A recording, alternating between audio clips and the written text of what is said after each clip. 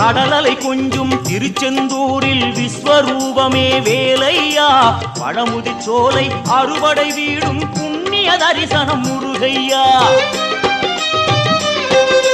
திருநீர் அணிந்து வரும் போது நெஞ்சில் நிம்மதி பிறக்குது கந்தையா.